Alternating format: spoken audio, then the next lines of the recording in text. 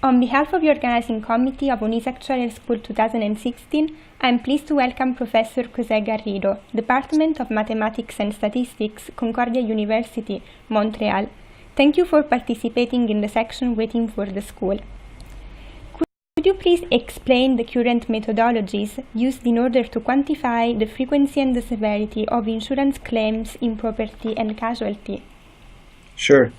Like I say, this is a course I teach here at Concordia, loss modeling, and we use, as you mentioned, actuaries in property casualty. I'll call that PC from now on. In PC insurance, actuaries use a separate model to predict the frequency, the number of claims, from the model that predicts the severity of claims, and then they put it together to have a model on the total cost.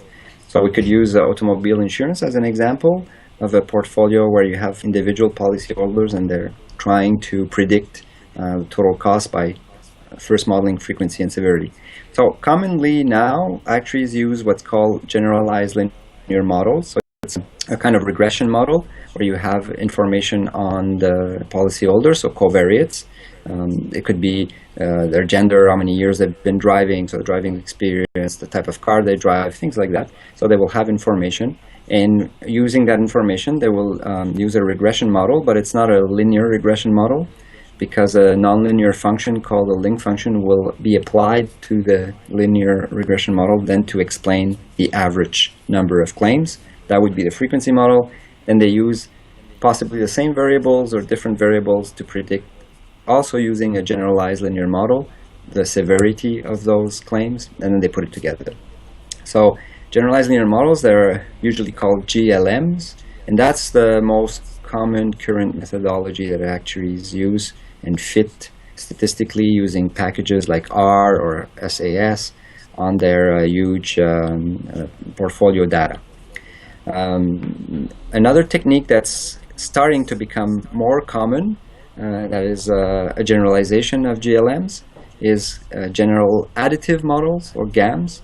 So they don't necessarily have to be linear, and that gives extra flexibility to give a better prediction of the response to claims that they observe, both on the frequency and the severity side. So I would say in Canada at least, insurance companies have been using GLMs for a number of years now. They have developed the software, implemented it with their products, and they are now starting to implement GAMs, so general additive models.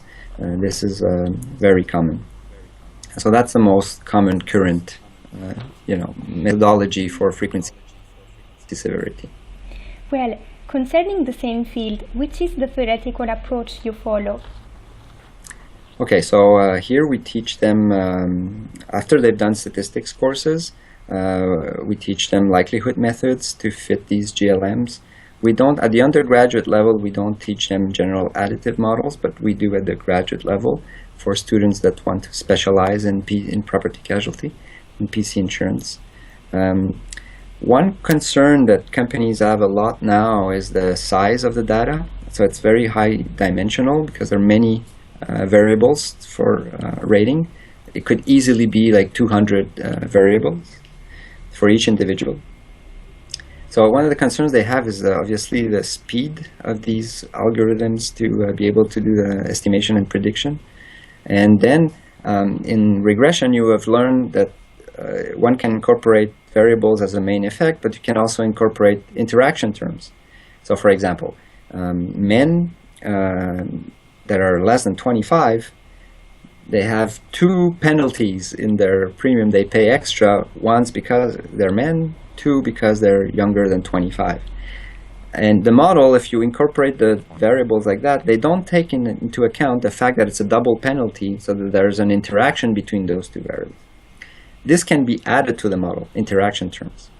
And it would be, for example, an extra parameter would multiply the product of the gender variable and the age variable, let's say, yeah? So that's called an interaction. So if you can imagine how many interaction terms one can create, it's you take any two variables out of 200, there's a large number of such possible interaction terms, and you don't know which ones will be significant or not. So all of this is done with algorithms nowadays, automatic algorithms. So in regression, these are called ridge regression, lasso. These are regularization techniques, they call them, to penalize the likelihood so that these terms are considered, but only the ones that are really significant are incorporated in the model. So that's the kind of theoretical framework in which now we're working and training students so that they can be incorporated in companies. Statisticians have developed lasso algorithms in R, but for distributions that they use, like the normal. Actuaries use distributions, for example, the frequency, they use the Poisson, so it's a discrete distribution, not a continuous one. And for severity, they use a continuous distribution, but it might be heavier tail, like a gamma or inverse Gaussian. So that's a kind of theoretical framework in which students now have to develop actuarial pricing models that use GLMs and lasso and sort of machine learning type techniques. Thank you. As regards the practical implementation of your models, in light of the relevance of the issue of the availability of insurance data, could you please explain the features of the database you exploited under your study?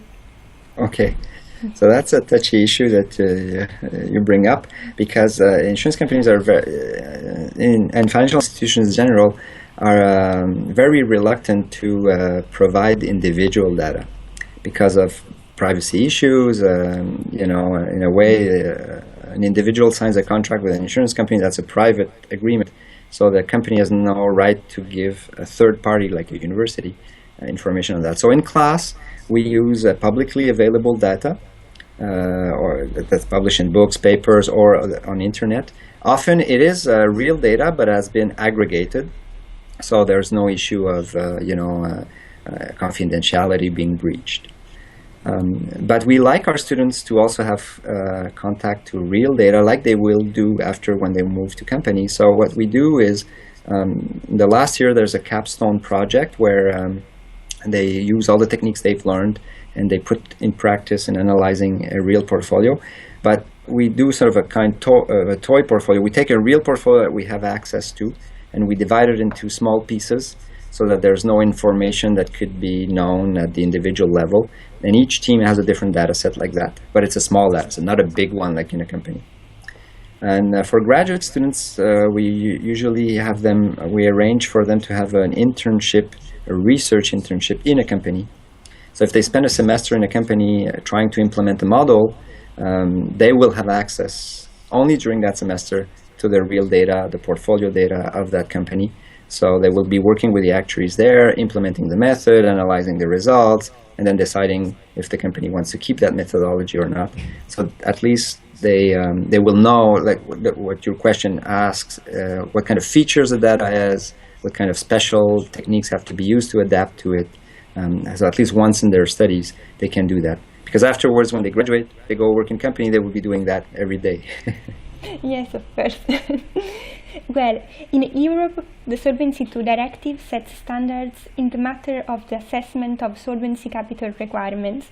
In particular, the Solvency II directive requires that insurance companies compute the value at risk at 99.5% probability. What about the solvency regulation of insurance companies in Canada? Mm-hmm. So there are, for the moment, some slight differences between the regulators, the requirements that regulators impose in Europe, in the United States, and Canada. Not very big, because the question they try to answer is the same, what level of security should be required from insurance portfolios or credit loans, different financial risks. It's just that locally some different solutions have been agreed on. So right now, standards differ. In Canada, the current ruling standard is, instead of using value at risk, or VAR, they use tail VAR or conditional VAR. It's called by different names in different countries, but it's essentially the same measure. So instead of only looking at the lower bound of the 99 worst case scenarios, 99 percentile, they look at the average over the lower bound, so that's a CVAR value, and I think it's set at 95% right now. But I know for a fact that the regulators of Europe, of United States, and of Canada are having common discussions right now to maybe the next set of regulations have some kind of common core. It cannot be exactly the same setting because the legal context is different from one continent, one country to the other, but at least the technical part of it would be the same.